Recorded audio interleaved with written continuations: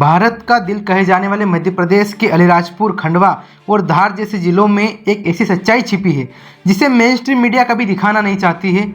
यहाँ बच्चे भूख से तड़पते हैं, उनकी पढ़ाई अधूरी रह जाती है और जो परिवार जमीन और जंगल के लिए संघर्ष करता है उनका शोषण और तस्करी होती है। ये उन लाखों आदिवासियों की जिंदगी, उनकी उम्मीद और उनका दर्द है। आज हम दिखाएंगे कि कैसे भूख, शिक्षा, स्वास्थ्य, जमीन और मानव तस्करी एक दूसरे से जुड़ी हुई है और कैसे ये साइकिल वर्षों से रिपीट हो रही है। झाबुआ और अलीराजपुर के बच्चे सिर्फ चावल और पानी पर जिंदा है।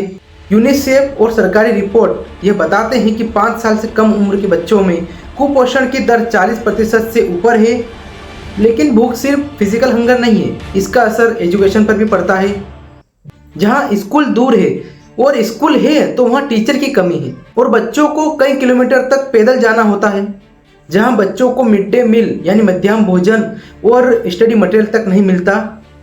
और जब पढ़ाई बाधित होती है और परिवार गरीबी में फंस जाता है तो बच्चे घर छोड़ देते हैं।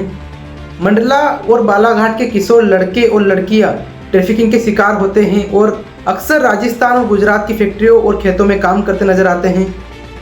ये प्रक्रिया भूख, शिक्षा और गरीबी के कारण जन्म लेती है और मेन स्ट्रीम मीडिया इसे रेयरली दिखाती है।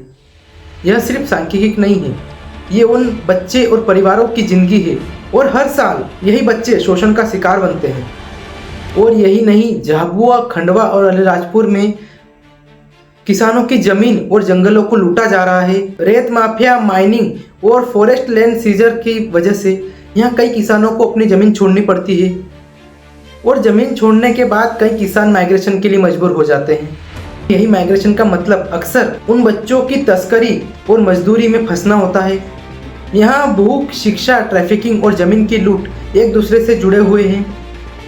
अगर बच्चे भूखे हैं, स्कूल नहीं जाते हैं और परिवार की ज़मीन लूट गई है तो वह अक्सर शोषण का शिकार बन जाते हैं। ये कोई अलग अलग मुद्दे नहीं हैं, यह इंटरकनेक्टेड रियलिटी है। यहाँ हेल्थ सेक्टर पूरी तरह फेल है।